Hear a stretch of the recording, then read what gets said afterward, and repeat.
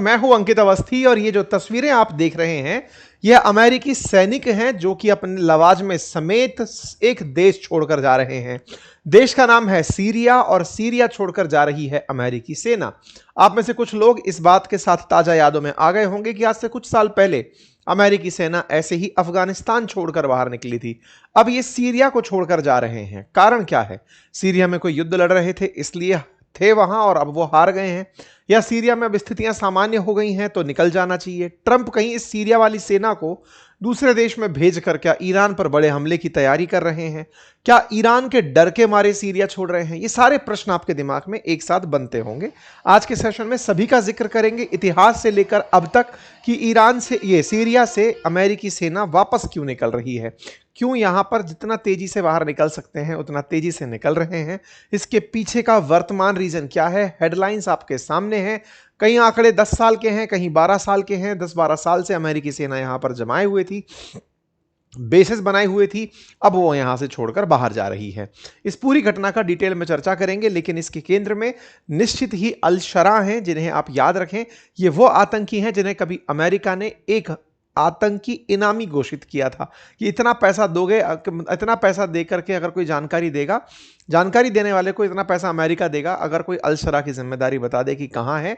लेकिन अल शरा आज अमेरिका में गए हुए कई दशकों बाद ऐसे व्यक्ति बने जो कि आतंकी से राष्ट्रपति तक पहुंचे और अमेरिका ने उन्हें अप्रिशिएट किया। तो क्या अमेरिका इनसे खुश हो गया इसलिए ये सब हुआ? सब बातों पर जिक्र। ठीक है, चलिए आगे बढ़ें। उससे पहले एक बार सब्सक्राइब का बटन दबा दीजिए, वीडियो के नीचे कमेंट बॉक्स में लिंक लगा होता है वहीं पर दबा दीजिए फट से, है ना। आगे बढ़ते हैं साथियों सीरिया की कहानी का जिक्र करें उससे पहले थोड़ा मैप पर इसे समझ लेते हैं। सीरिया समझें उसको और डिटेल में ये समझें कि ये इजराइल के उत्तर में स्थित एक देश है। इजराइल ये रहा, इजराइल से उत्तर में सीरिया है। सीरिया की राजधानी दमिश्क है। पहले कभी ऑटोमन एम्पायर का कब्जा सीरिया में हुआ करता था। प्रथम विश्व युद्ध में ऑटोमन एम्पायर का पतन हुआ, उसके बाद सीरिया पर फ्रांस का कब्जा हो गया। सीरिया दमिश्क के कारण जाना जाता है, जो कि बहुत पुरानी सभ्यता का शहर माना जाता है। सीरिया मेडिटेरेनियन सी से बॉर्डर भी रखता है और लेबनान से भी बॉर्डर रखता है। अगर मैं जियोपॉलिटिकल रूप से इसका महत्व बताऊं तो सीरिया से ही इजराइल की बॉर्डर साझा होती है और लेबनान से भी साझा होती है। और लेबनान को यदि कोई प्रकार से मदद पहुंचानी होती थी ईरान को, तो वो वाया इराक और सीरिया होते हुए लेबनान को मदद पहुंचती थी। थोड़ा सा यहां का डेमोग्राफी और डिटेल में एंट्री करते हैं। देखिए, ईरान जो है ना, ये एक शिया बहुल देश है। सीरिया में लंबे समय तक बशर अल असद की सरकार थी। बशर अल असद खुद शिया थे। और लेबनान के अंदर हिजबुल्ला, जो इजराइल के उत्तर में है और जो इजराइल के खात्मे के सपने देखता है, यहां पर ये इजराइल रहा और इसके ऊपर लेबनान। लेबनान में बैठा हुआ हिजबुल्ला ये भी शिया था। तो एक शिया गणित बनती थी। कैसे? ईरान, सीरिया और लेबनान। अब आपके दिमाग में आएगा इराक क्या?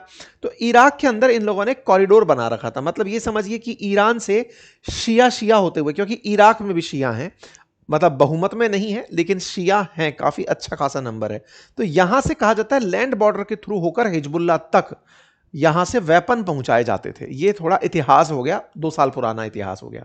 अब इजराइल के उत्तर में जो लेबनान है, जिसके साथ इन दिनों इजराइल की जंग चली रहती है, बगल में बैठा सीरिया है। सीरिया में बशर अल असद की सरकार हुआ करती थी, जो 2024 के अंदर हट गई और यहां पर अल शरा 2025 में राष्ट्रपति बनकर आए। तो सीरिया में अल शरा के बनते ही क्या क्या परिवर्तन हुए उनको समझेंगे। थोड़ा सा इतिहास और लेकर चलते हैं, ठीक है साहब। जानकारी है कि अप्रैल 2026 में हसाका के कसराक एयरबेस से आखिरी अमेरिकी काफिला निकला और अमेरिकी सेंट्रल कमांड यहां से 2000 सैनिक निकालकर भेज रही है जॉर्डन। अच्छा, जॉर्डन कहां है मैप पर? अगर आप देखें तो ये सीरिया का बॉर्डर जॉर्डन से कनेक्टेड है, तो वाया लैंड ये जॉर्डन भेजा जा रहा है। और जॉर्डन जो है ना, इस समय जब ईरान पर हमला हुआ है तो जॉर्डन का यूज बहुत किया है अमेरिका ने। इजराइल और जॉर्डन से ही हमले किए थे सीरिया के ऊपर, ये ईरान के ऊपर। तो बड़ी मात्रा में सैनिक यहां से यहां पर विस्थापित किए गए हैं।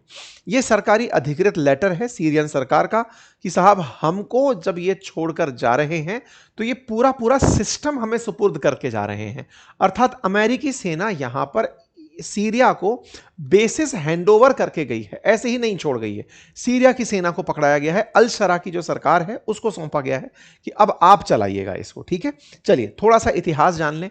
कुछ साल पहले हमने इसके ऊपर सेशन किए, महीनों पहले सेशन किए हैं। एक बार दिसंबर 2 के ऊपर ये सेशन किया था जब सीरिया के अंदर रूस का हमला हुआ था, बशर अल असद यहां से छोड़कर निकले थे, बहुत सारे गृह युद्ध की स्थिति बन गई थी। हमने काफी कुछ इस पर डिस्कस किया था। एक ब्रीफ हिस्ट्री है। ब्रीफ हिस्ट्री ये कि ये पहले ऑटोमन एम्पायर का हिस्सा हुआ करता था। प्रथम विश्व युद्ध के अंदर जब ब्रिटेन फ्रांस का संयुक्त ग्रुप जीत गया था तो इसे कब्जे में फ्रांसीसियों ने ले लिया था। 1946 में यह फ्रांस से आजाद हुआ था।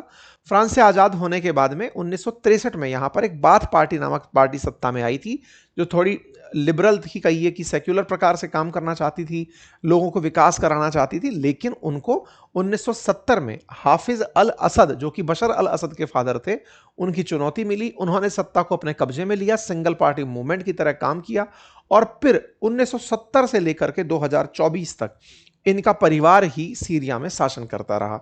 यानी कि सीरिया के अंदर हाफिज अल असद और उनके बाद में बशर अल असद ये लगातार सत्ता में रहे। बीच में 1982 का एक दौर आया जब सीरिया के अंदर विद्रोह हुआ और उसको दबाने के लिए इनके फादर का बहुत जिक्र हुआ। उन 2000 के अंदर हाफिज की जब मृत्यु हुई, उनके बाद बेटे बने बशर अल असद जो हैं, इन्होंने सत्ता संभाली तो लोगों को उम्मीद थी कि ये काफ़ी लिबरल होंगे, काफ़ी ज़्यादा कानून के साथ में आगे बढ़ेंगे और लोगों के प्रति उदारता रखेंगे। लेकिन इन्होंने भी काफ़ी ज़्यादा एक्सट्रीमिज्म अपनाया। इनके खिलाफ भी सीरिया के अंदर बहुत सारे प्रदर्शन हुए। लेकिन सीरिया को लेकर के मत हमेशा देशों में बटे रहे। बशर अल असद चूंकि शिया मुस्लिम थे, ईरान का उन्हें हमेशा फेवर था और रूस हमेशा उनके साथ खड़ा था। रूस ने बशर अल असद को इतना संरक्षण दिया कि जब अल शरा यहाँ के राष्ट्रपति बने तो बशर अल असद को रूस में संरक्षण दिया। आज भी बशर अल असद रूस में रहते हैं।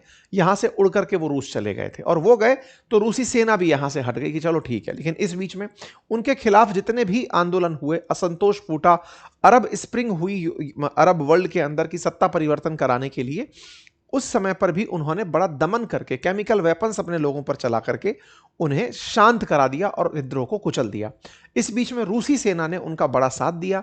रूस की सेना लगभग तब से ही बशर अल असद के साथ सीरिया में टिकी रही और जहां भी उन्हें जरूरत होती वहां पर वो वेपन लेकर पहुंचते और हमला करते थे। ठीक है साहब।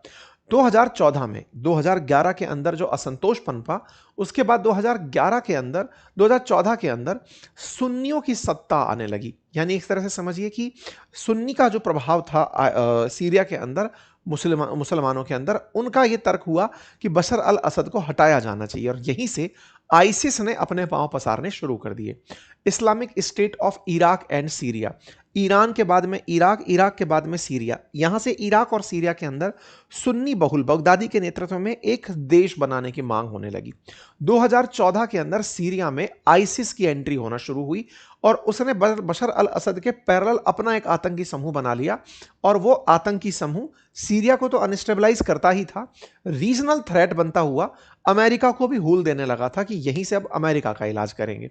अमेरिका को अब दुनिया के किसी भी कोने से अगर धमकी दोगे तो वो आपको वहीं पर मारने चला आएगा। तो 2014 में अमेरिकी फोर्सेस का सीरिया में आगमन हो गया। तर्क था कि हम आईसिस को खत्म करेंगे और सीरिया के अंदर आईसिस को 2019 तक पूरी तरह खत्म भी कर दिया। लेकिन इस बीच में इंटरेस्टिंग यह हुआ कि बशर अल असद के लिए रूसी फोर्सेस थी सीरिया के अंदर और अमेरिकी फोर्सेस आईसिस को खत्म करने आई हुई थी। अब सवाल बनेगा कि उनका समर्थन कौन कर रहा था? तो अमेरिकी सेना का सीरिया के उत्तर के अंदर सीरियन डिफेंस फोर्सेस, जो कि असल मायने में कुर्द फोर्सेस हैं। कुर्द वो लोग जो अपने लिए अलग देश की मांग करते हैं, इराक में, सीरिया में, तुर्की में, यहां पर ये अपना, जिनको अमेरिका हाल ही में चाहता था कि उनको ईरान के अंदर एंट्री कराए, मतलब जमीन से एंट्री कराए, उन कुर्द फोर्सेस का साथ लिया अमेरिका ने सीरिया में पांव पसारने के लिए और आईसिस को भगाने के लिए। तो एसडीएफ और अमेरिका की बढ़िया पटती रही, तो उन्होंने मिलकर के आईसिस को खत्म करवाया। अमेरिका ने एसडीएफ को सीरिया में बचा के रखा, कुर्द लोगों के लिए काफी सारी काम किए। यहां पर एक तरह से समझिए तो एक प्रकार से अमेरिका और रशिया दोनों के लिए बैटल ग्राउंड था, लेकिन ये दोनों आपस में नहीं लड़ते थे। अमेरिका को जब सीरिया में गोला गिराना होता था गिरा लेता था। बशर अल असद के खिलाफ खुलकर अमेरिका नहीं खड़ा था, लेकिन उनकी नीतियों का खूब पुरजोर विरोध करता था, क्योंकि दोनों के बीच में एक राइवलरी थी रशिया और अमेरिका के बीच में। ठीक है साहब। ऐसे बीच में काफी सारे दौर आए जब बशर अल असद के खिलाफ भी ट्रंप ने पिछले कार्यकाल में अनाउंस किया कि इनके खिलाफ भी मिसाइल चलाओ। क्यों? बोले इन्होंने केमिकल वेपन यूज किया है। चलो साहब, ये इतिहास कम टू द पॉइंट, सीधा सीधा पहुंचते हैं। अब पॉइंट ये निकलता है कि इस बीच में सीरिया के अंदर दिसंबर 2024 के अंदर बड़ी अनस्टेबिलिटी आने लगी। क्यों आने लगी? कि उनके दबाव में, असद के दबाव में और बिगड़ती अर्थव्यवस्था में, अर्थव्यवस्था क्यों बिगड़ी उसके कारण को भी देखते हैं। असल में सीरिया लंबे समय से रूस के समर्थन से सरवाइव कर रहा था, या कहिए बशर अल असद सरवाइव कर रहे थे अपने छोटे से टुकड़े को रख करके। जब यूक्रेन और रशिया युद्ध होने लगा तो रूस ने अपना ध्यान सीरिया से हटाकर यूक्रेन पर फोकस कर दिया। बड़ी मात्रा में रूसी सैनिकों को बुला लिया युद्ध करने के लिए। तो सीरिया में रक्षा करने के लिए असद का कोई बचा नहीं।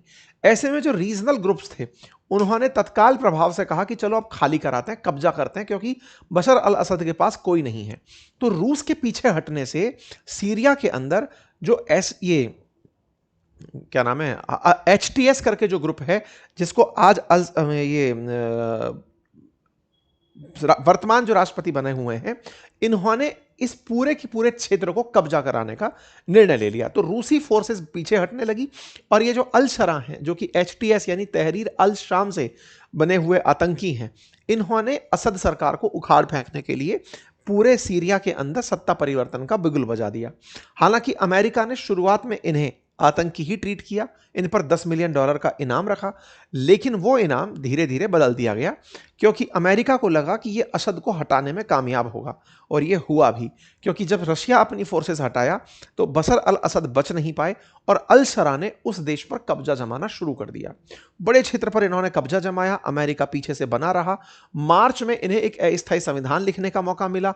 जनवरी 25 में ही इन्हें स्वीकार कर लिया गया था कि यही सीरिया चलाएंगे। मई 2025 में डोनाल्ड ट्रंप ने सऊदी अरब के कहने से इनके ऊपर लगाए हुए प्रतिबंध भी हटा दिए और एक बार इन्हें फिर मौका देने का तय किया गया। हालत यह हुई कि अल शरा, जिस पर अमेरिका ने अपनी तरफ से पाबंदियां लगाई हुई थी, सैंक्शंस लगाए हुए थे, आतंकी माना हुआ था, उन्हें नवंबर 2025 में व्हाइट हाउस बुलाया गया। व्हाइट हाउस में दशकों बाद ऐसा हो रहा था, क्योंकि बशर अल असद कभी गए नहीं। अल शरा पहली बार एक आतंकी टर्न राष्ट्रपति थे जिनका अमेरिका ने स्वागत किया था। तो एक प्रकार से अमेरिका और सीरिया अब एक दूसरे के नजदीक आने लगे थे। अब सवाल बना उस SDF का क्या हुआ, जो कि अमेरिका की मदद से कुर्द फोर्सेस वाली थी, जो इनके साथ काम करती थी। तो SDF की भी इनके साथ में मित्रता कराई गई कि ठीक है साहब, अब आपके ऊपर से प्रतिबंध हटाते हैं और आपके ऊपर से प्रतिबंध हटा के सीरिया को आप पूरी तरह यूनिफाइड करो। हमें दो चीजें चाहिए। बोले क्या? सीरिया की जमीन का उपयोग इजराइल पर हमला करने के लिए नहीं होना चाहिए। बोले नहीं होगा। दूसरा, ईरान से होकर सीरिया होते हुए लेबनान में बैठे हिजबुल्ला तक बम नहीं पहुंचाओगे। बोले नहीं पहुंचाएंगे। बोले अगर ये दो अश्योरेंस तुम दे दोगे तो हम अपनी फोर्सेस हटाकर तुम्हें सारे बेसिस सौंप देंगे। और यही करते हुए ट्रंप ने सीरिया से अपनी फोर्सेस हटाने का आदेश दे दिया। और आज एक तरीके से समझिए कि सीरिया प्रो अमेरिका हो चुका है, या ये कहिए कि इजराइल के लिए अमेरिका ने सीरिया के साथ समझौता कर लिया। अब इसके कई कारण एक साथ तलाशते निकल सकते हो। पहला कि अमेरिका ने आईसिस का लक्ष्य खत्म कर दिया, इसलिए उसे लौटना हुआ। दूसरा कारण कि सीरिया और अमेरिका ने SDF और सीरियाई सरकार में समझौता करा दिया, अब उसे वहां रहने की जरूरत नहीं है, इसलिए वो निकल गया। SDF का बस बड़ा हिस्सा था, अब इतने बड़े हिस्से को अब इन्होंने इनके साथ में बातचीत करा दी कि तुम लोग आपस में मिलजुल कर रह लो। अमेरिका ने अश्योरेंस ले लिया कि तुम अब किसी भी प्रकार से अपनी भूमि का इस्तेमाल हिजबुल्लाह के खिलाफ, हिजबुल्लाह के साथ मिलकर इजराइल के खिलाफ नहीं करोगे। पूरी तरह से अमेरिका दुनिया को यह दिखाने में कामयाब हो गया कि देखो रूस को तो हमने पछाड़ दिया, अब हम यहां रहकर क्या करें, क्योंकि रूस अपनी सेना पहले ही निकाल चुका है यहां से, तो अमेरिका को अपना कोई राइवल दिख नहीं रहा। ईरान में चूंकि अब तनाव बढ़ रहा है तो उस फोर्स को उठाकर जॉर्डन भेजा जाए और वहां से उसके ऊपर युद्ध कराया जाए। यहां से उठा करके वो सेना को जॉर्डन भेज दिए हैं कि चलो भाई अब यहां से आगे निकलते हैं। तो कुल मिलाकर अमेरिका ने एक बहुत ही जियोपॉलिटिकल विन की तरह से इसे देखा जाना चाहिए कि सीरिया में अमेरिकी सेना हट रही है, हार कर नहीं जीत कर, सरकार अपनी बिठाकर, अपनी सरकार जो कि आने वाले समय में इजराइल के लिए घातक नहीं होगी, ईरान के लिए बैटलफील्ड नहीं बनेगी और हिजबुल्लाह की मदद नहीं करेगी।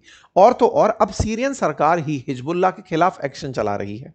हाल ही में ऐसे आतंकियों को पकड़ा गया जो कि सीरिया की जमीन का उपयोग करने वाले थे इजराइल पर हमला करने के लिए, ताकि इजराइल सीरिया पर गोले दाग सकता।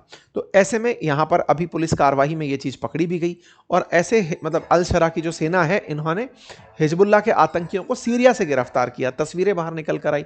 तो कुल मिलाकर के अमेरिका रशिया को हराने में कामयाब हुआ, सीरिया में अपनी फोर्सेस को बाहर निकालने में कामयाब हुआ, एक प्रकार से अपना प्रभाव बनाने में कामयाब हुआ है। ठीक है साहब, उम्मीद है कि अब आप लोगों को यह जानकारी अच्छे से समझ में आ गई हो। सीरिया के अंदर अब शांति है, ट्रंप को इसे एज ए विन लेना चाहिए, और कुल मिलाकर के ट्रंप अब उस सेना का उपयोग ईरान पर अगर कर पाए तो यह अपने आप में बड़ी चीज बनेगी। ठीक है साहब, चलिए, उम्मीद है आप सभी को बहुत ही कम समय में बहुत सारी इतिहास से और वर्तमान जियोपॉलिटिक्स से जुड़ी हुई जानकारी मिल गई होंगी। आपको जानकारी पसंद आई हो, साथियों से साझा करें, चैनल पर नए हैं तो सब्सक्राइब करें। बहुत बहुत धन्यवाद।